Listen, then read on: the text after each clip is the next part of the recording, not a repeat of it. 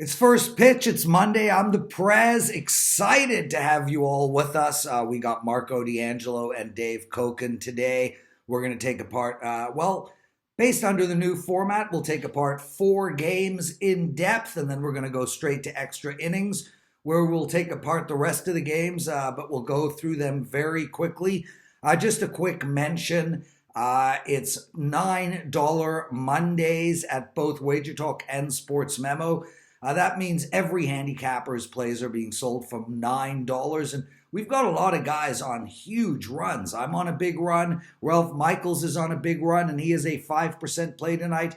Tony Finn, he's absolutely rolling, a 12-3 run. He's got a play going tonight in baseball. And Carmine Bianco, probably the hottest baseball handicapper we have over the last couple of weeks. He also has a play up at WagerTalk.com.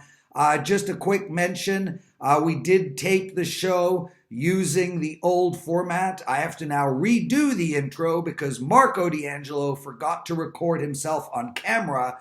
So we are going to go back to the old style after my introduction. But we're getting there, guys. Be patient. Way too many technical things happening in this new format with 3 old guys to figure out. But hopefully by tomorrow we should be fully up and running. Marco D'Angelo, my good friend, my pal, my partner, my buddy, what took you so long? I was busy filling in for you on all those vocations you had for the last month, hosting. Just wore me out. I'm going away again on Friday. Good luck. Well, this time it's not a vacation.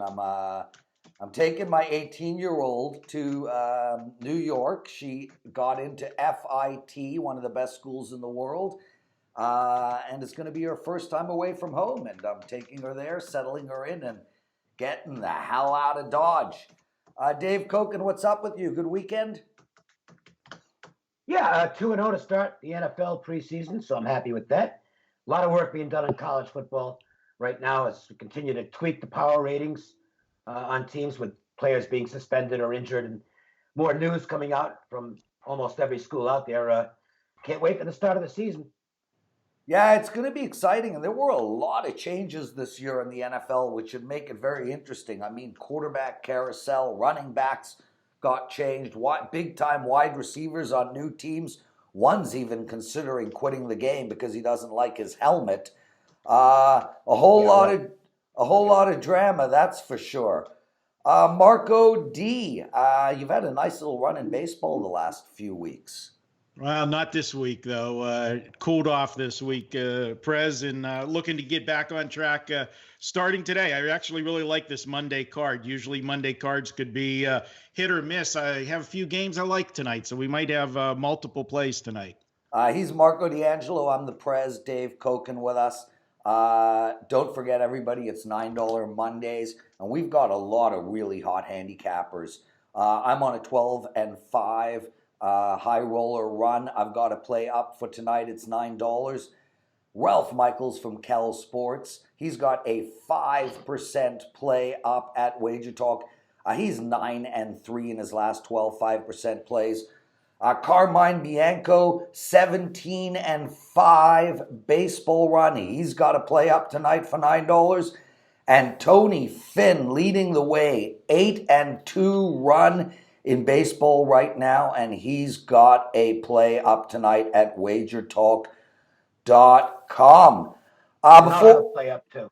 Well, tell us about it, Dave. I don't need to talk for you. You're right here with us, baby. It's a standard garden variety value play that I think offers about 15 to 20 cents of value, and I will be on the game, and we have a good odds are we will win the game. Well, yes, because you decided that, and you've had an incredible season so far. Guys, we're using the new format. We are still not using the new microphone nor the new mixing board, so bear with us, but we are going to get there this week. My God, there is so much editing and technology I have to learn. And what are we, Marco? 3 old men in a show? Oh, this is probably, I know when your 2 featured guests are Dave and myself, it is definitely the old timers edition. Well, This is the one show where I'm the youngest on the mic. I watched a great movie last night. I just want to recommend it to everybody, and then we'll get into the show. It's called Long Shot. Didn't even know about this movie. It's with Seth Rogen and Charlize Theron. I don't think there's a more beautiful girl in the world than Charlize Theron. This woman is 43 and just like fine wine. Mwah, mwah, mwah, mwah.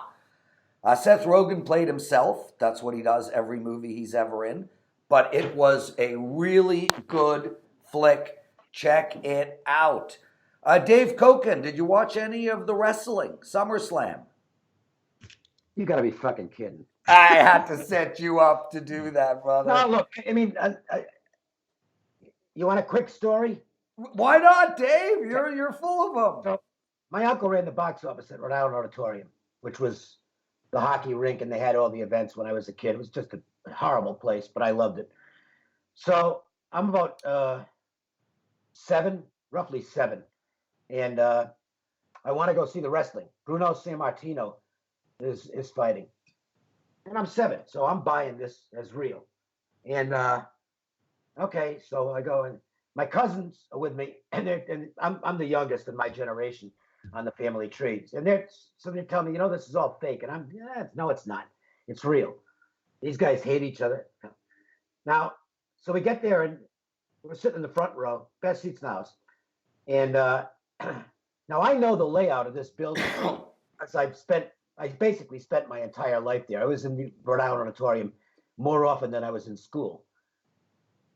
And the results are what they are as far as that goes. And I noticed pretty quickly that the good guys and the bad guys were in the same dressing room. They were in the Rhode Island Reds was the hockey team. They were in the home team dressing room. And they weren't using the other side. So wait a minute. I'm going, well, how come the good guys and the bad guys, they're all in the same dressing room? And my cousins are looking at me going, it's fake. It's why. The whole thing's bull.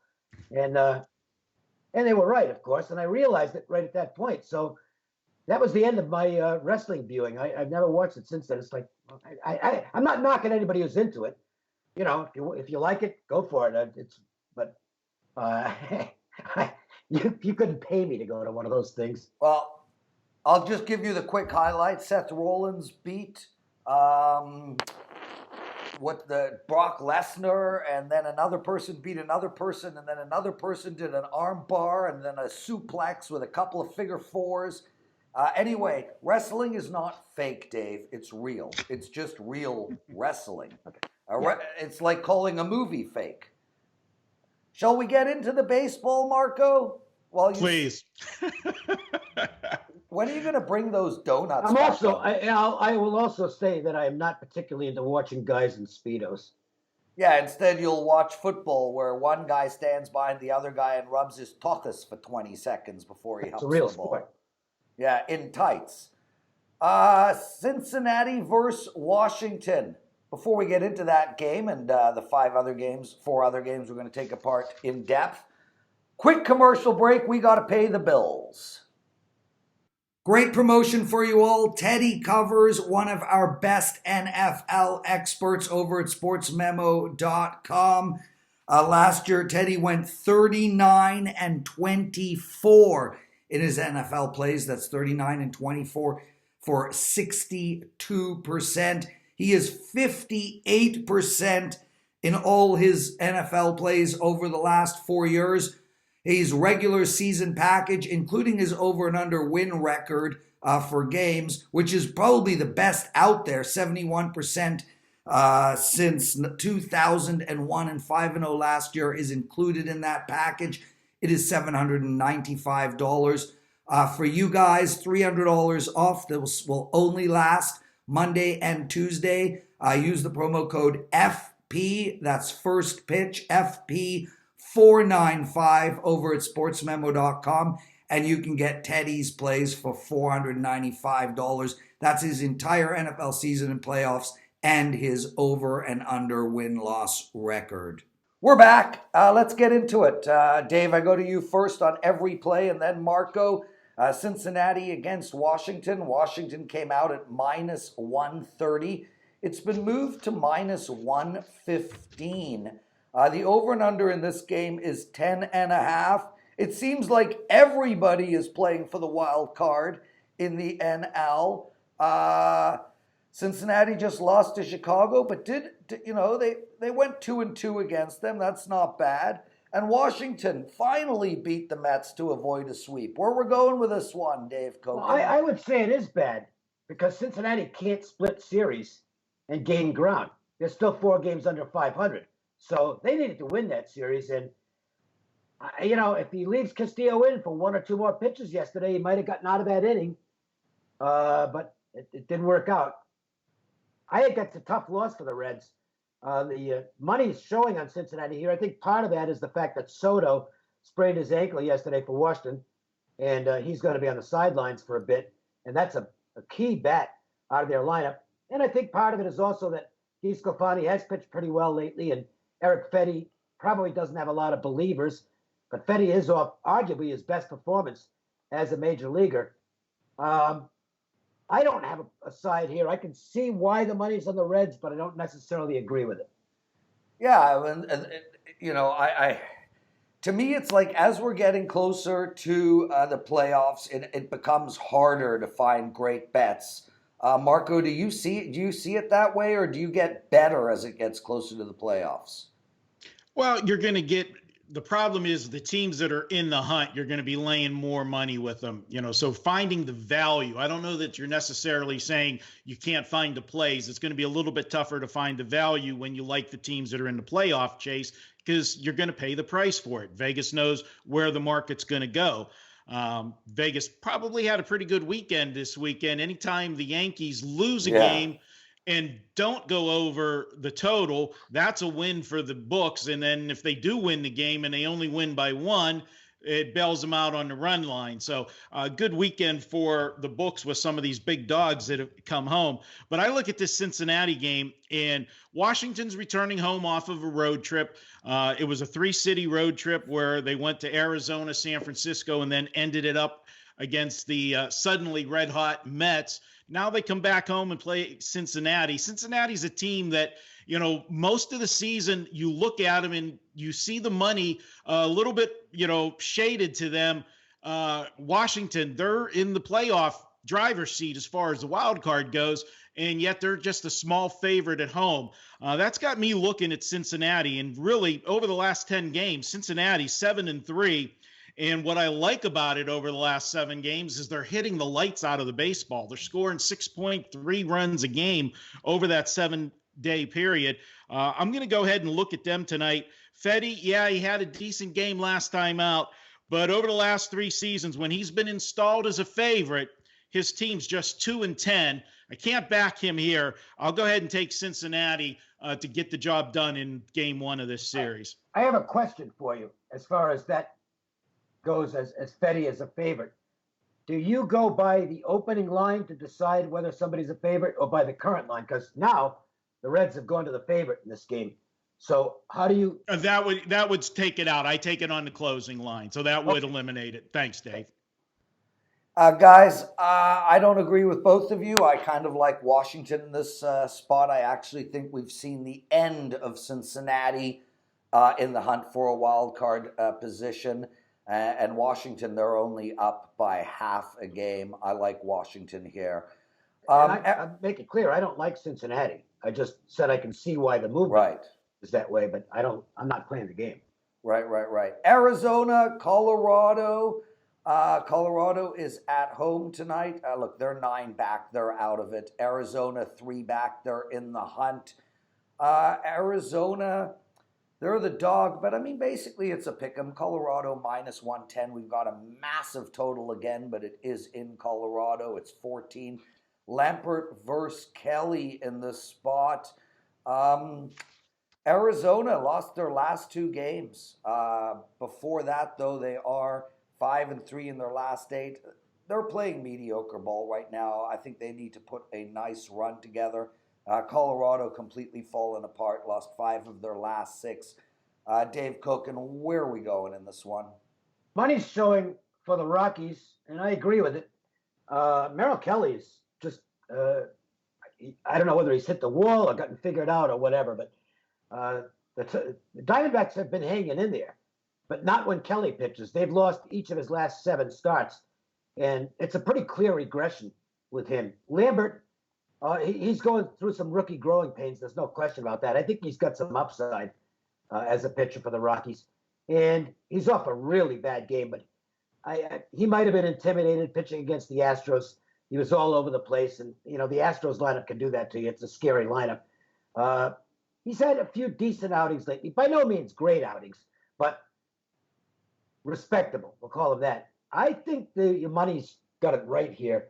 I look at the Diamondbacks, probably to me should be in the 120, 125 range, and the number is creeping to that level. So I would at least be leaning to the Rockies side. Marco, I'm passing on this game. What are your thoughts? Well, I understand what Dave's saying on Merrill Kelly. A lot of times with these young pitchers at this time of the year, we have that old where they hit the wall, tired arm, young guys not used to pitching the number of innings that they are, combination of that, and then facing teams now for, you start the end of the season when you're in division play for the 3rd or 4th time. Right. But I'm going to say the last outing for Merrill Kelly wasn't bad. He went 6 innings against Philadelphia, allowed 4 runs, only 3 were earned.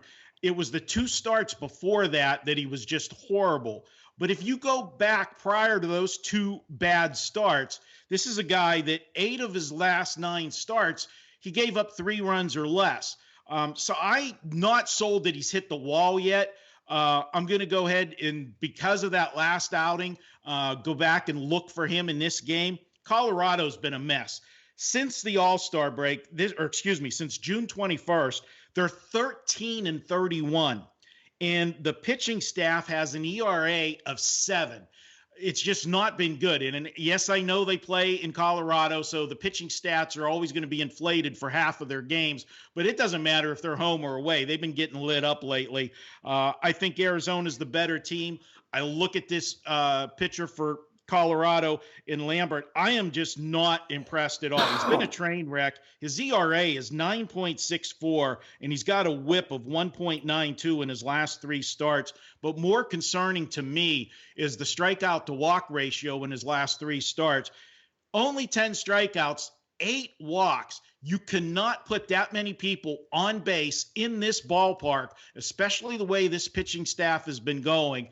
To me, it's Arizona or not play the game. He's Marco D'Angelo. You can find him at WagerTalk.com. He's one of the co-founders of that website with myself. And don't forget, guys, we also own Sports Memo and the Gold Sheet. Before we get into the next game, real quick, I just want to make mention in the commercial break, we spoke a little about Teddy covers. Teddy's as good as it gets in NFL. This is his sport, and the amount of work and effort he puts in is absolutely ridiculous. He's done so well the last couple of years, especially last year, and his package is $795 if you want to buy his entire season, and that also includes his over and under wins report, which is 71% since 2001. For the next couple of days, just for the listeners only, you can't find this anywhere else. $300 off of Teddy covers his NFL. Just use the promo code over at sportsmemo.com. Where is FP495. Don't know why it's FP495, but that's the promo code that was sent to me from the wonderful Drew Martin. So FP495 is the promo code. You could have his entire NFL season and playoffs, including his win-loss report, for $495. Boston Red Sox, Dave. You've been telling us all year this team is not good. They have now fallen back 7.5 out from the wild card spot. Only 4 games above 500, which is really the most surprising stat. They're 3-7 in their last 10, and they're playing the mighty Cleveland Indians. Cleveland lost their last 2 games to Minnesota, but before that, What? They won yesterday. They lost 7-3 according to the No, stats. well, you better get another scores provider because they won the game. Yeah, Santana, 7-3. Santana hit a grand slam in the 10th inning. He plays for Cleveland. Okay, so I'm looking at a website that is incorrect, and I spent the entire day at the pool yesterday, and then I took my daughter for her last meal with her dad. So I paid zero attention. What are we doing in this game, Dave? The money's coming into the Red Sox again. To me, all it's doing is creating value on Cleveland. The Indians are playing way better baseball. I'm not sure the Red Sox give a damn at this point. They look like a team that's, to me, they kind of packed it in for the season mentally. I mean, they're going. It's not like they're not trying, but you can just that level of confidence and focus just does not seem to be there. And I watch every Red Sox game because I'm still a fan of the team. And another one yesterday where the Angels are practically giving them the baseball game with walks, a passed ball. And the Red Sox did nothing offensively in this game outside of the Vasquez 2-run homer. The other 2 runs they got were gifts, and they eventually lost the game. It's just a bad baseball team right now. The Indians are flying high. I don't understand the money, the market coming in on the Boston side. They might get there. I mean, it's Eduardo Rodriguez on the mound. They're 36-10-1 in his last 47 starts. So you can argue that he is their most profitable pitcher. And there are nights when the Red Sox bats do wake up, but they're sporadic. And to me, I would be surprised if the Red Sox win this series. So if it's going to get priced in this range, what I might do here is I might consider the Indians in a series bet.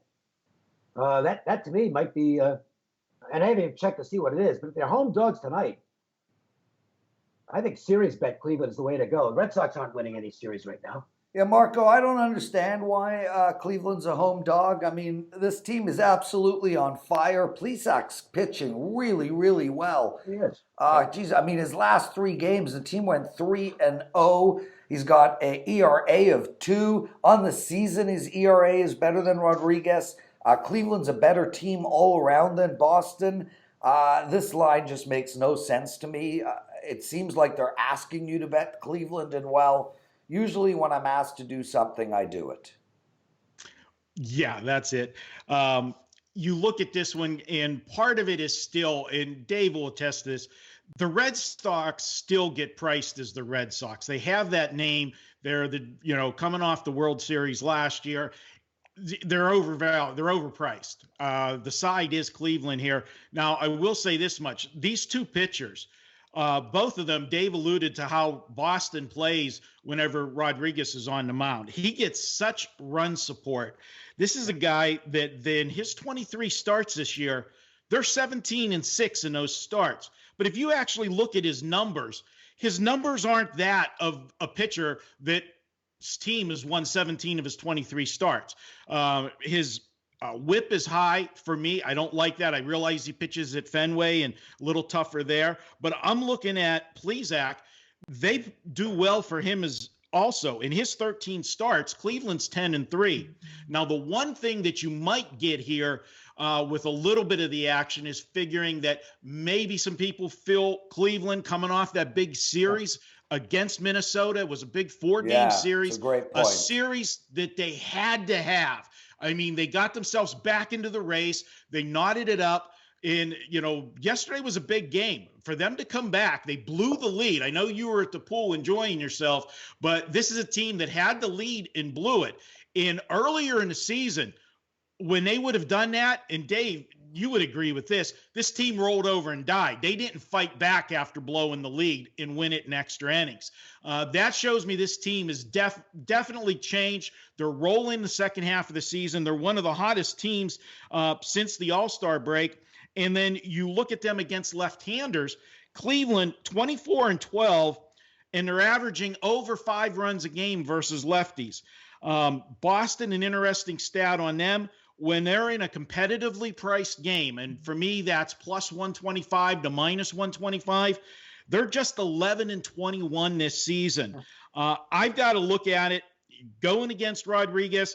I know the history with him team stat wise, but an ERA of 4.38 and a whip of 1.47, those aren't numbers that equate to a 17-6 record. I'm going to go ahead, take Cleveland here, ride the momentum with them. Normally, I like to go against a team returning home off of a road trip, especially a big road trip like they had, finishing with a 4-game series in Minnesota. But I think this team smells blood in the water. Minnesota's been stumbling. They got things evened up. They got a chance to regain first place.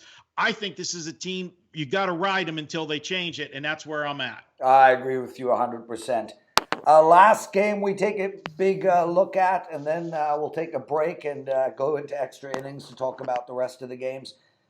Dave, this Tampa Bay team, I mean, throughout the season, we've been really waiting for them to come back down to earth. And a couple of weeks ago, we were talking about how injured they are, and it's time to maybe not necessarily fade them, but they're certainly not a bye team.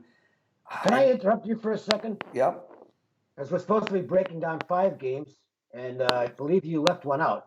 Yeah, I did, because there's not enough for the extra innings. So we'll just leave it at that. Okay. We'll just leave it. We'll just do this Tampa Bay game, and then we'll do the rest really quickly. Tampa Bay, man, they've won their last 3 games, 4 of 5. They've won 8 of their last 10. This team just doesn't seem to let up. They've had an outstanding season. Here they are again. I'm confused by this team, Dave. I mean, are they as good as their record? They're 119 games into the season, so the answer is yes.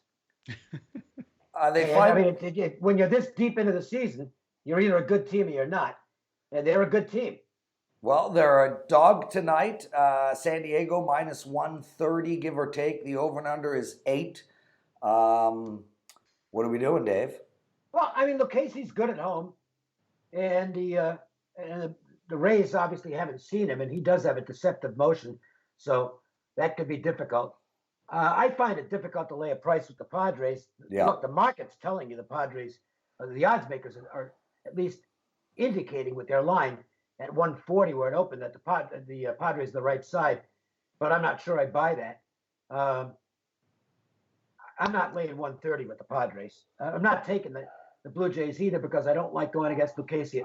Not Blue Jays. I'm not taking the Rays because I really don't like going against Lucchesi at home, especially against a lineup that hasn't seen him. But I really don't like the spot for Tampa. So I can't do anything with this because I'm absolutely not laying a price with San Diego. They're not playing good baseball right now, and they just shouldn't be the favorite by this much. Dave, I think Tampa Bay is the play here. Marco, we'll go to you. Tampa Bay is 38-22 on the road. I'm getting them as a dog. I'm not gonna overthink this. Yeah, this is the one game on the card tonight that I definitely had no opinion as far as to play, and I'm gonna bring up the 2 points that Dave did, and those were my 2 key points on this one. The Padres aren't playing good, so you're laying a number with them. They're a team that's 10-17 since the All-Star break. Now, they went into the All-Star break hot. They had that big series against the Dodgers, and then really ever since then haven't played well. Tampa, on the flip side to that, 12-3 the last 15 games. They're playing their best ball of the season, trying to get it back into the contention of everything. You look at this one, and Joey Lucchesi, he is a guy that jerky motion that he has in his delivery. You go back and look at him historically through his career. When he's pitched against the team for the first time, he's got a huge advantage, and that's the case here in this one. And I think that's part of the reason why you're seeing the number where it's at. If you had to put a gun to my head in this one, and please, Prez, don't do that because I don't trust you with the trigger, but I would take San Diego. I don't like laying this number, and that's why I'm not going to do it. Tampa's playing well. I don't like to step in front of teams on streaks, so all of that adds up to me to a pass. But if I had to play the game, slight lean to San Diego, but that's the beauty of our side of the counter. We don't have to bet every game on the board. We can pick and choose and find better situations, and I think there are better situations out there tonight. He's Marco D'Angelo, Dave Cokin with us. I'm the Prez. You can find this show at WagerTalk TV, our YouTube channel, as well as pretty much every podcast provider out there. Guys, let's take a quick break, and we're going to be right back with Extra Innings. Thanks for watching First Pitch. We'll be right back with more of the show, but really quickly, I want to talk about the promotions we're offering at GoldSheet.com. Gold Sheet's is the oldest publication in the sports gambling world. It's been around since the 1950s. It's an absolute must-have newsletter. You can get many different types over at goldsheet.com for as low as $9 a week. Check that out. And the promotion is really good. Anything you spend at the goldsheet.com, we will match dollar for dollar at wagertalk.com. We'll give it back to you in wager bucks. Just head over to the Gold Sheet, purchase any package there you like. Email Missy at wagertalk.com. That's MISSY at wagertalk.com. And she will load up your WagerTalk account with wager bucks. We're back, guys, and we're going to look at all the games we didn't discuss today, but we're going to do it real quick. We're going to skip the Baltimore and New York Yankees series completely, unless, Dave, you have something to talk about. No. Texas against Toronto. The Blue Jays are minus 115. The over-under is 11. I like the over. Dave. First start for Ramirez. He's an opener, but still probably exciting for him. He's been around for a long time and actually gets to start a game. Urano pitched really well in his last game for Texas. Had some bad luck in losing a 2-0 decision to the Indians. And so maybe a pitching edge to Texas. But the Blue Jays are showing a lot of life right now. I know their record's terrible, 49-72, but the injection of youth into this lineup, they're kind of a different baseball team.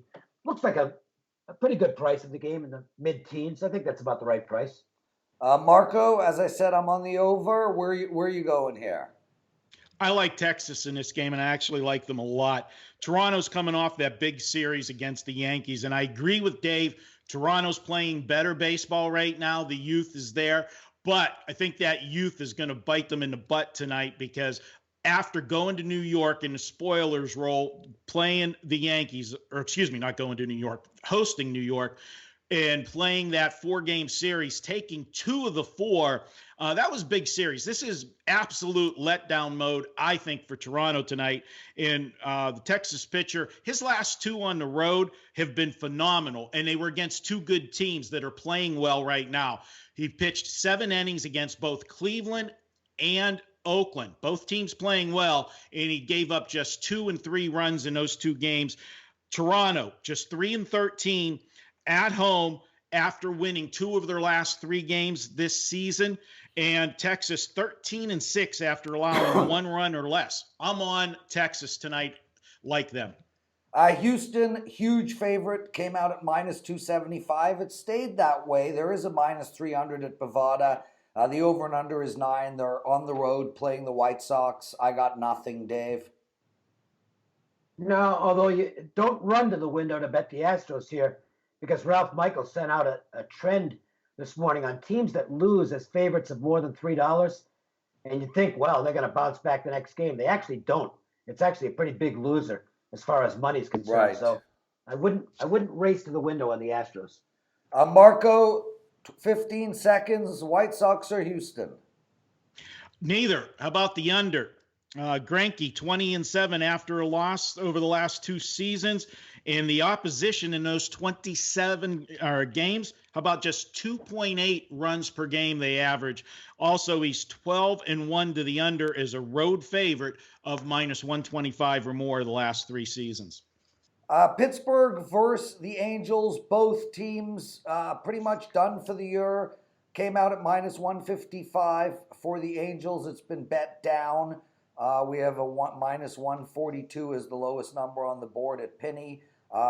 Dave, I got nothing here. I would lean towards the Angels. Where are you going? Yeah, I don't like the travel spot for the Angels, but they at least got a little positive momentum with a good series in Boston. And the Pirates are just a total disaster right now. And yesterday's loss, another gut kick for them as they blow a lead. I mean, it looks like they're going to win the game. They're up 8-4 or 8-3, whatever it was, and they managed to lose it. I wouldn't bet the Pirates. If free money, I wouldn't bet the Pirates. He's Dave Cokin. I'm the Prez, Marco D'Angelo. Thanks for joining us, my friend. Everybody head over to WagerTalk and Sports Memo. It's $9 Mondays. That's as good a price as you're going to get. Every single handicapper's plays are $9 at both WagerTalk and Sports Memo. Carmine's on a giant run. I'm on a big run. Tony's on a big run. Ralph Michaels is on a big run. So check them all out at wagertalk.com. And also, don't forget Teddy covers. We have a promo up for Teddy. It's literally only for the next 2 days. Last year, Teddy's NFL record was 39-24. That's 62%. His package is $795 for his entire season and playoffs. You can get it for $300 off. Use the promo code FP495. That's FP Frank Peter 495. Tomorrow it's First Dave Cokin pitch. and Drew Martin. The FP stands for first pitch. It's like you're a genius. Marco, Dave, Prez, out.